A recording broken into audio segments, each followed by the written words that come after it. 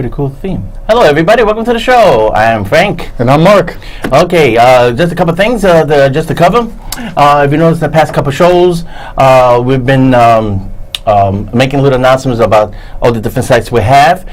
There was a blooper there. We are celebrating 26 years, okay? We had two screens. One says 25 years, the other one said 26. The one went up, but we are celebrating 25 years, okay? And you know our website, videolandexpress.com, and our blog. If you go to Google search, you type in Videoland Express, you get the website, you get the blog, you get Videoland Express on YouTube.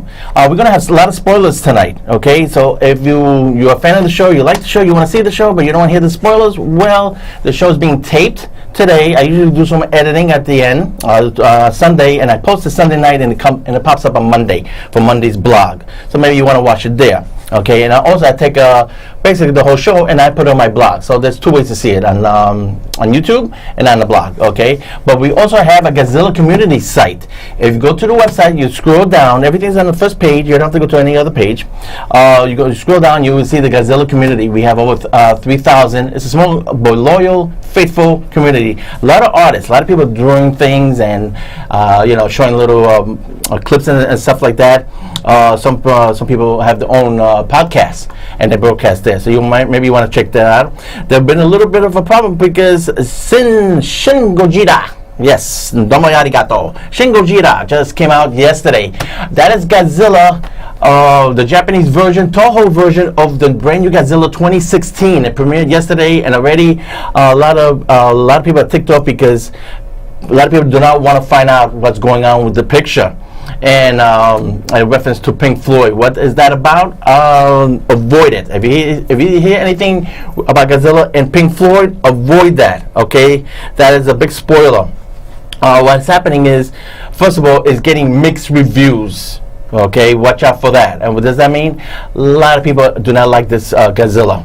Okay, and there's a lot of reviews on it. There's a lot of comments on it. So maybe you want to avoid YouTube. Is spoiling a lot of stuff. Okay, a lot of people already broadcasting it. I know this one clip showed a bunch of guys, American guys, who were in Japan. Luckily, they got taped and they got was on one of the podcasts, which is playing on YouTube right now. And about, let me say, 5-6 guys, maybe 7 guys, and one guy is picture in picture. One guy's interviewing in the corner, and you see the other guys in the group say, well, "Hey guys, what do you think?" And they're trying to go around the issue. Well, it's a different Gojira. It's nothing like you've seen before. They weren't too happy, basically. Okay, so it's getting mixed reviews. We fans, we're just waiting for it to be posted on the internet. Funimation is going to release Attack of Titans, I believe in September or October. They're the makers.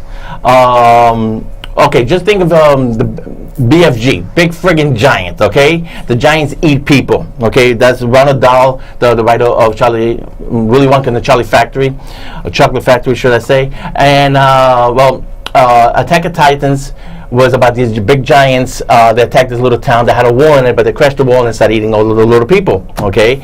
And they built an army to attack the giants that's eating them, okay? It's some kind of scenario like that. Yeah, it's on Netflix too. Oh, is it? Yeah, it's funny. It's on Netflix, and it's not, dubbed.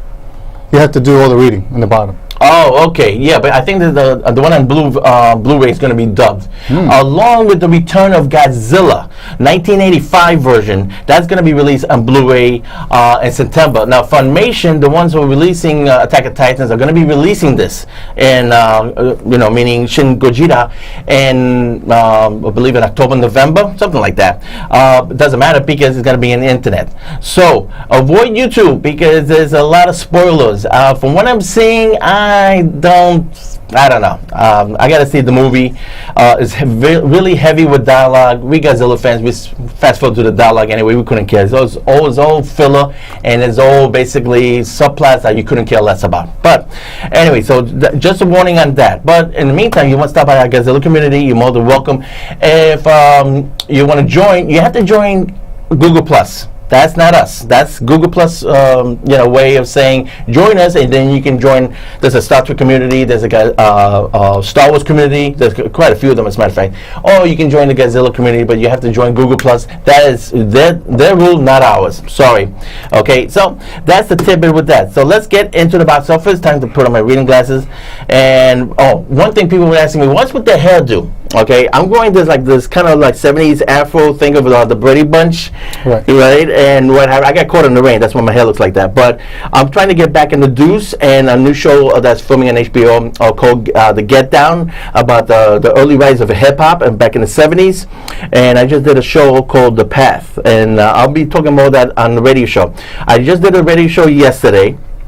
Okay, and I have a little synopsis about The Killing Joke, Batman vs. Superman. I go in detail. We're going to hear Mark's side of the, we're going to get his opinion on those two movies, along with Bourne, top 10. But anyway, I'll be doing one more thing about the blog, about the radio show. The radio show is on my blog. It's a widget right on the corner there, and I'll be talking about the best of Star Trek, the best of Godzilla, the best and worst, and then I'll be talking more about acting. A lot of people have been asking, hey Frank, I want to be a background actor. How do I go about it?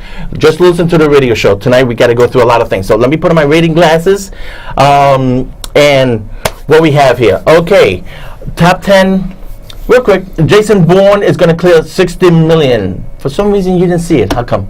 From all the good things I heard about it, I was afraid to get bored, so I said no. Instead of the Bourne identity, I heard it was the Bored identity. So I passed. That's the perfect title for the movie. I was so freaking bored to death. All I can say is, if you saw the trailer, you saw the movie. Only 2 action sequences. Him with the motorcycle in the middle. Spoiler alert! And, oh no! And well, whoopie-doo. And the big motorcycle, the big chase scene, the car scene in Las Vegas at the end. Whoopie-doo. And there's supposed to be a little twist at the end. No twist. Okay, they just set it away. He can come back for another sequel. Blah. Who cares? Yeah, it's a whole father and son issue. That's kind of the underlying theme. You couldn't care less. I do like Julia Stiles, though. I wish I would have seen it just for her. She doesn't do much in the movie, believe it or not. As another actress that actually takes over, who's supposedly helping Jason Bourne out. Believe it. Oh. Julia Stiles does not have much. Well, in case somebody does want to see it, I don't want to spoil, see what happens, and She's not that much in the movie, let me put it this way. And Tommy Lee Jones is just sleepwalking through the movie. Sorry, we love Tommy Lee Jones. He can never do no wrong. The script is a disappointment. It's a bore. It really, really was a friggin' bore. I don't want to see another one. Kill the franchise already. That's the end of that. So you're saying it's no Jack Reacher? No, that wasn't so good either. I thought that was pretty good. They're making a second one. Well, Tom Cruise needs a job, but I can't say. He does pretty good. Stick with Mission Impossible. Although do the sci-fi movies. I wanted to do another Edge of Tomorrow. I thought that was pretty good. Yeah, I loved it. Yeah, but a lot of people didn't. I got the DVD. Blu-ray, man, I love it. I wish there was a commentary on it. But anyway, on the box office real quick, Bad Moms is actually going to beat Star Trek, believe it or not. Yeah, it's going to make 30 million. Star Trek is going to make like 25 to 28 million. And already in the second week, Trek is going to go down to number 3. Wow, and it's the second week. The second week. That is the bad news. Well, it's going to happen to Jason Bourne. Once Suicide Squad. Thank you. Comes out next week. Jason Bourne is over. That's it. Only the hardcore fans are seeing the movie this weekend. It won't have any legs. Legs meaning in the business that people are going back to see it again and again. Like Secret Life of Pets is still going to come out number 4. How many weeks that's been out? Ice Age is still hanging in there, but it's doing huge overseas. Wow! It's already going to clear 20 million. That just came out last weekend. Amazing. Ghostbusters is in the bottom of the top 10. China, Japan, and India, they're all next to movie, which means that this movie is not going to clear 200 million. Good luck for a sequel. Yeah. And here's the curious thing about the top 10. Finding Dory is clearing 800 million, but a lot of other movies are clearing $1 billion. Wow. This movie is still at number 60 all time in the box office. Number 60. This should have been like in the top 30, in the top 20. Wow. I hope that's not commentary on Ellen's work. We all love Ellen, but you know what? People went to see it sing, so it's still like number 60 of all time. Jungle Book did better. Zootopia did better. Whoa. And not Finding Dory. Go figure that out. Now, we're going to go right into our reviews. We just got down to Bourne review. He called it right. Bored. Identity. Right. Yeah. I mean, I can't. There's nothing good to say about it. I give it a 1 out of 5. I love Matt Damon. I put a picture on my blog. I think Thursday into Friday, and it was a picture I took. I said it in the radio show, but in case you want to do a little trivia, check out Bourne #3 with John Allen. Okay. At the end of the car chase sequence that takes place in New York City, it ends when the cars crash over each other. The car turns out, and Matt Damon playing Bourne comes out and shoots the guy. Okay, that's the end of the sequence. Well, during the chase scene, it was filmed in wintertime. You see snow all over the place. So snowbanks here, snowbanks there. He gets out. All of a sudden, there's no snow. I saw that scene being filmed, the ending. What happened was they ran out of time in wintertime. They came back, I think it was done in December. They came back all the way back in April, from January, February, March, April, 4 months later. And it was springtime, no snow. So check out that sequence. You see the chase scene, snow all over the place. When Matt Damon gets out and he shoots the guy, look at the surrounding. It's like a big massive shot. And there's no snow. It was filmed, again, in April by the South Street Seaport. Same exact location as I Am Legend with Will Smith. A lot of pictures have been filmed there. But anyway, I took a picture. Matt Damon was really cool. Hey, Matt, good luck with your movie. Thanks. Of course, the bodyguard said, please move it along. That happens all the time. But anyway, yeah, he is a really cool guy. But sorry, the movie, oh well. But he does live in New York, so... All right, Matt. Yeah, if he sees us, please don't be mad. I'm sorry, Matt. We all love you, but hey, you don't want Jason Bourne after you. Yeah, exactly. You know, but I love The Martian. Oh man, he was fantastic in that. Now, let's give a little heads up for Star Trek. We'll want to say more, but we'll go over more on the radio show. But you saw it when? Just today. And what do you think? It was okay. I didn't have a problem with it. My biggest beef with it was that, I hate to do spoilers, but their whole solution to destroying the enemy swarm was to play a song from the 90s. I think it was I'm sorry, spoiler, Sabotage. Well, it's in the trailer. It is in the trailer. Yeah, but it's in the trailer, but they don't let you know that they're playing that song to destroy the enemy swarm. That somehow disrupts or interferes with their signal and destroys the swarm, because then they can't swarm anymore. But it seemed really silly to me. I didn't believe that. I thought it was like tongue-in-cheek, you know? Like, oh, the come on. Beastie Boys. Don't forget the Beastie song was played in the first movie. They had another song of theirs in the second movie. So it's kind of like, apparently somebody loves the Beastie Boys and then the Star Trek. Or maybe it's like you were saying, how Guardian of the Galaxy, they played certain music because they owned that music. So they were able to play it and didn't have to pay for it. I'm always saying, look, if you're a big studio, why not? Why do you have to buy music? Why don't you just create it? And no one really cares sometimes, because sometimes some of the songs don't go with the movie itself. It just seems out of place. That's what I felt when I was watching Star Trek. I felt that Sabotage was out from the Beastie Boys was out of place in that movie. They kept calling it classical music. I also felt that Public Enemy song "Fight the Power" was played in Star Trek. Beyond, that also seemed to me to be out of place. That was a little bit out of place. And they're like, oh my God, I love the beat. This is classical music, right? They kept doing that joke. And I'm like, yeah, I don't know. You're taking me out of a time machine. If you keep, insisting that this is the future, why do you keep playing music that has to be so far removed from each other that, come on, reality, if you listen to that music, you're not going to be saying, oh, this is great. This is like classical music. Well, it's supposed to be a whole tongue-in-cheek. They consider that, classical maybe that's music in they the can future. afford. Yeah, I mean, that was a big problem with The Watchmen. A lot of people did not like that soundtrack. There were songs in there that did not fit. Times are changing, and I remember a lot of people did not like that. Well, they were doing the 60s, the 70s, and the 80s. Yeah. Because it was a different timeline, and they mentioned that. That goes with the timeline. Times are changing was the 60s, and then they're showing you it goes into 70s, and then goes to 80s. If some people can't comprehend, hey, that's their problem. Yeah, but and in that case, I can see why people didn't, it was a mixed bag. But all I can say is, if you ever seen the movie, there's one or two little spoilers. Justin Lin puts his little spin on it.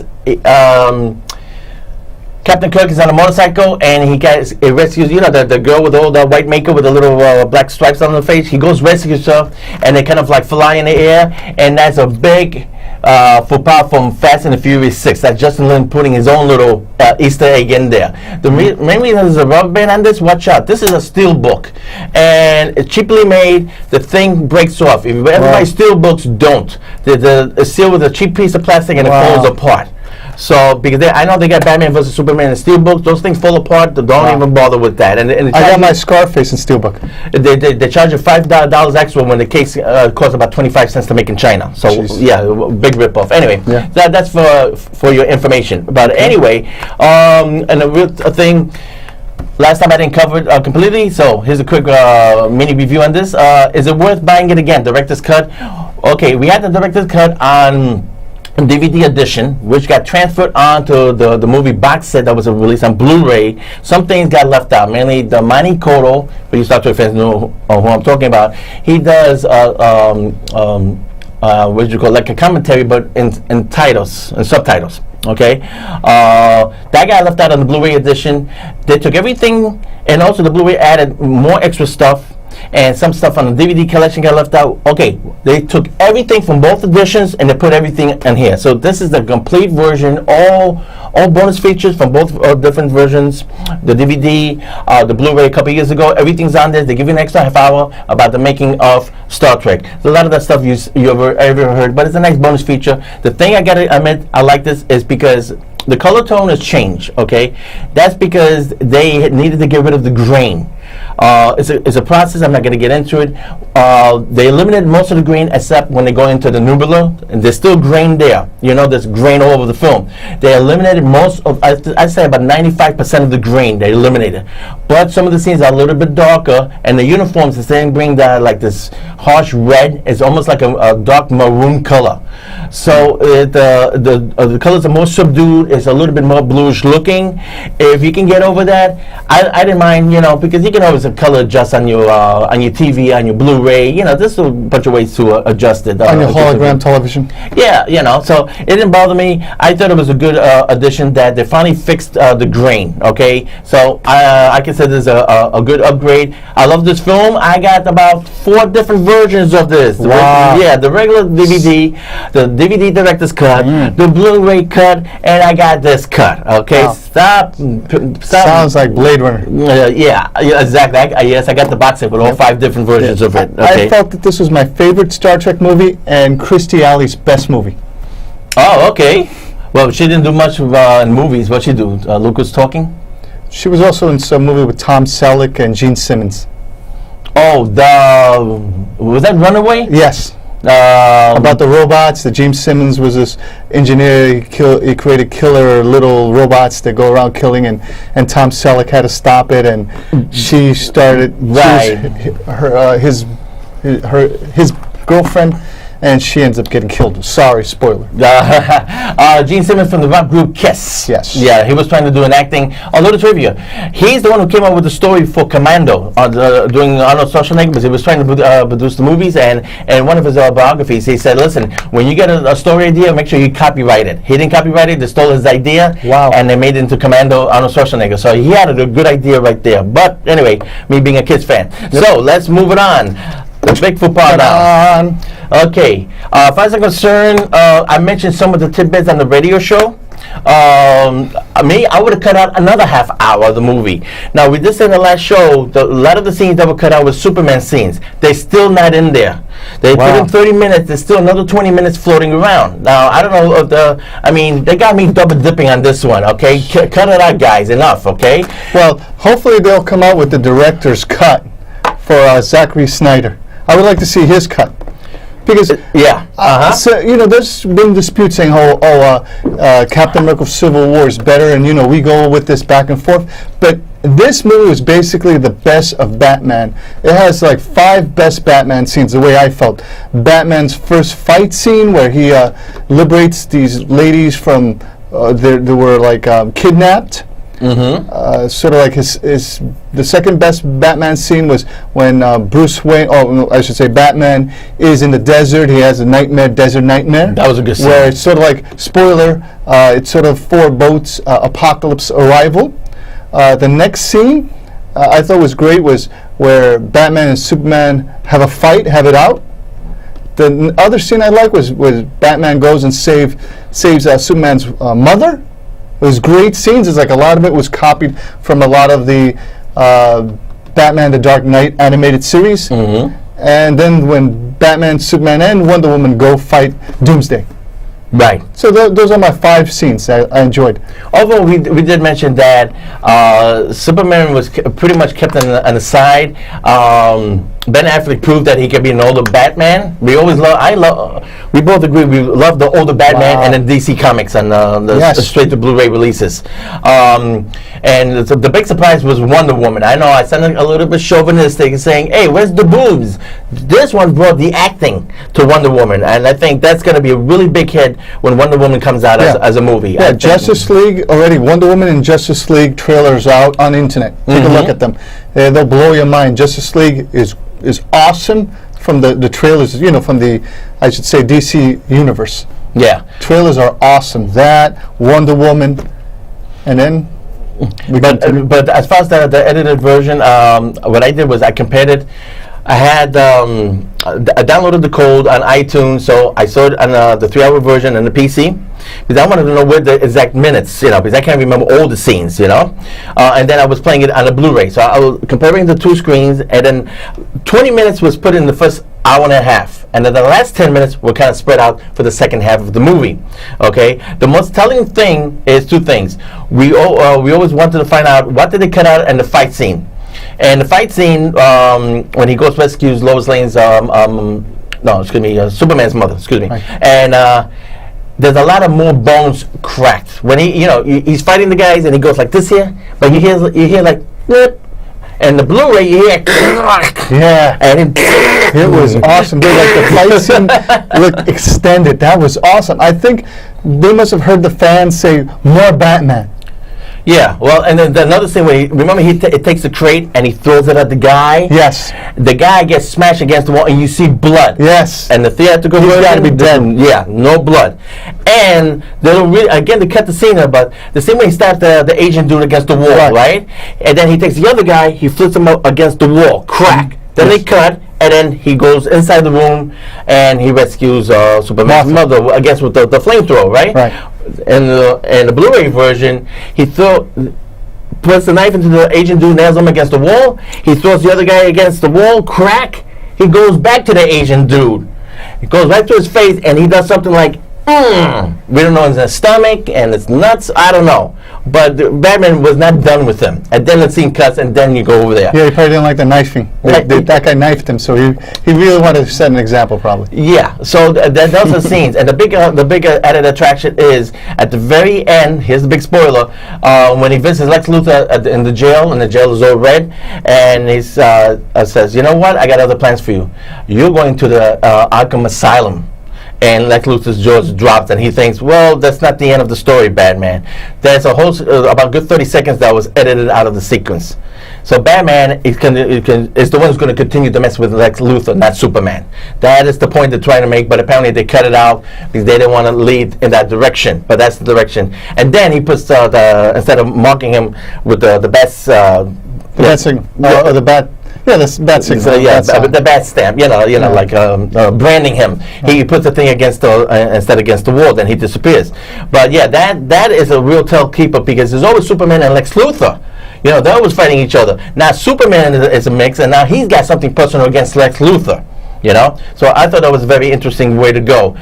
For me, we both agree the 20 minutes of footage of Superman is still missing. Okay, don't forget. I'm not complaining. Don't forget, they had 400 pages of script. 1 minute of screen time equals 1 minute of script. Okay, so we got 3 hours. There's another 20 minutes floating there. Okay, so like you said, maybe probably a director's cut. And don't forget, this movie didn't do all that good. It cost so much to make. Okay, and then it didn't cost $1 billion. This was #1 on the Blu-ray sales. There you go. You see? It was a huge seller. That's what I'm saying. It's going to be like it's going to be a big seller because you're going to see more Batman scenes, and people love Batman. Yeah, but don't be surprised that the director's cut. Like they say, cult hit. Cult hit, yeah. And then you'll see we better the get 20 minutes. We better get to the other part of the Batman universe. Go for it. Okay, now The Killing Joke. Everybody's talking about it. It just came out. It's on DVD. So far, yep. So far, the people have been criticizing it and saying it's awful. It tanks. They say they waste 30 minutes with Batgirl, something that wasn't in the original comic book of The Killing Joke. And it seems because it was a friendlier version than the other the Return of the Dark Knight. Where the Return of the Dark Knight, Batman ends up killing the Joker. And this one, it's sort of when Batman was still light and he wouldn't, cross the line. I didn't like this one at all. This is the one the Batman should have went all out, and he should have killed the Joker, or at least put him in a coma. What he did to the Batman, what the Joker did to Batgirl was a complete no-no, okay? And on top of that, what he did to Commissioner Gordon. Right. Yeah, but he strips him naked, and then he does things to him. But it's sort of funny. The Killing Joke, like that 30 minutes that they put of Barbara Gordon, they sort of gave you a character so you could feel something for her, because in the original comic book, it sort of starts with, spoiler, it starts with the Joker shooting Barbara Gordon and paralyzing her. And it's like we know very little about who. Oh yeah, Batgirl is. Barbara Gordon is Batgirl, but really, our heart isn't into it. So they waste 30 minutes to get you to like her. Yeah, and I don't think it works out. It didn't work for me. I don't like the payoff. The way you do. You abuse Batgirl. That it was really nasty. And then you abuse Commissioner Gordon.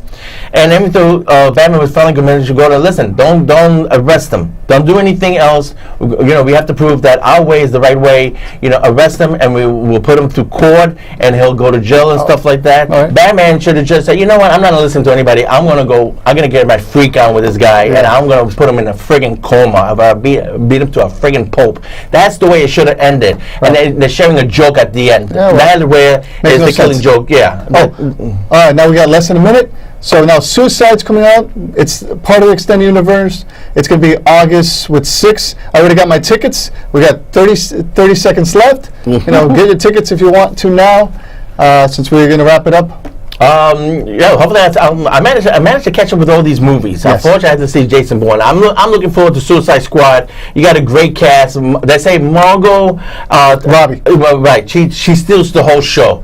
You got Will Smith. You got Tom Hardy. I forget the other actors. Croc was always one of my favorite villains. So I'm really looking forward to it. After that, there's not much else. So what's going to happen is we're going to come back with Suicide Squad. We have one more. We got 2 shows in August, 1 Suicide Squad. We come back and we do the best and worst of the year, because then the only thing that's coming at the end of the year is Rogue One, and that's it. Everybody, thanks for tuning in. I'm Frankie. And I'm Mark. And we'll see you in 2 weeks. See you at the movies. Get your tickets. You got my tickets. Shin Gojira. Tome arigato.